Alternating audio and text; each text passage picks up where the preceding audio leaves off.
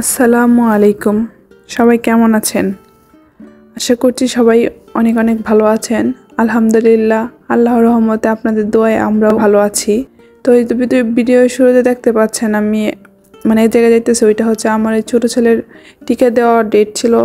তো আমরা ক্লিনিকে গিয়েছিলাম, সকাল 9টা বাজে সিরিয়াল দেওয়া ছিল। তো ওইখান থেকে সোজা ওই লম্বা বিল্ডিংয়ে দেখতেছেন, ওইখানে আমরা থাকি। তো ওই যে এদিক দিয়ে ঘুরে আবার ওই হাবিব একটা দেখতে পারছেন, ওইখানে আমরা খাওয়া দাওয়া করতে যাব। আমরা বলতে আমি আর আমার 2 ছেলে আর কি। আমাদের সকাল 9টা সময় অ্যাপয়েন্টমেন্ট ছিল।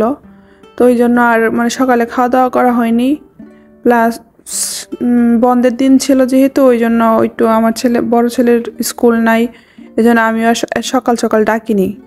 একদম 8টা বাজে উঠে 1 ঘন্টায় আর কি, আমি 8টা বাজে উঠছি, ওকে 8:30টার দিকে ডাক দিছি। তো ওইটা শুধু জাস্ট ফ্রেশ হয়ে আমরা বের হয়ে পড়ছিলাম। তো ওই যে ওইখান থেকে আসার পরে আমরা এখানে খাওয়া দাওয়া করতেছি।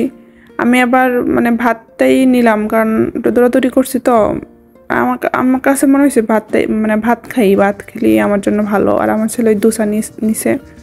ওই যে এখানে একটা মশলা টি নিছি। খাওয়া দাওয়া শেষ করে তো গ্র্যাবের জন্য ওয়েট করছিলাম।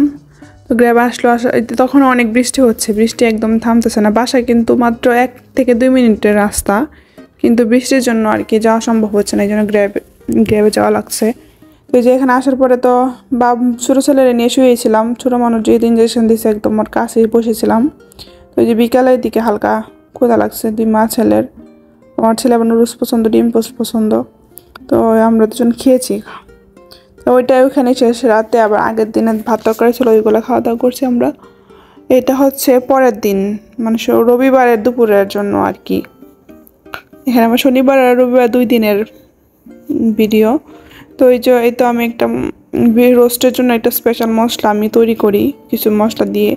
আর এখানে আছে দই, বাদাম বাটা, আদা রসুন বাটা, ধনিয়া গুঁড়া আর মরিচের গুঁড়া।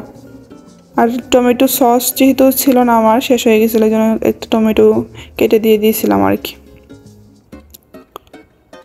তো এখানে যে মুরগিগুলো ভেজে নেওয়ার পরে ওই এখানে তেল আর ঘি মিক্স করে ওইটাতে মুরগি ভাজছি আর কি। ভাজার পরে একটু গরম মশলা ভেজে পেঁয়াজ দিয়ে দিয়েছিলাম। দেওয়ার পরে পেঁয়াজ ব্লেন্ডার করা ছিল, ওইটা দিলাম।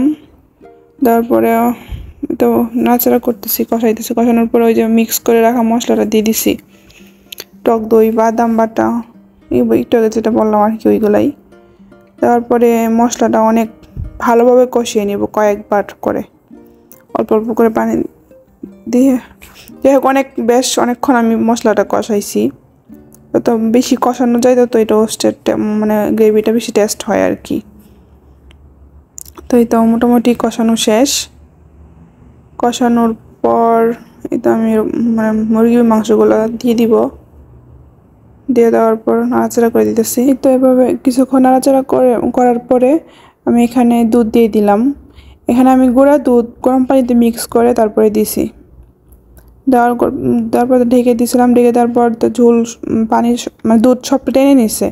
টেনে নেওয়ার পর লাস্টেই তো ঘি দিয়ে দিলাম। ঘি দিয়ে দেওয়ার পর একটু নাড়াচাড়া করে নিতেছি। আমার যে রোস্ট রান্না হয়ে গেল। আল্লাহ হাফেজ, সবাইকে ধন্যবাদ যারা এই পর্যন্ত ছিলেন।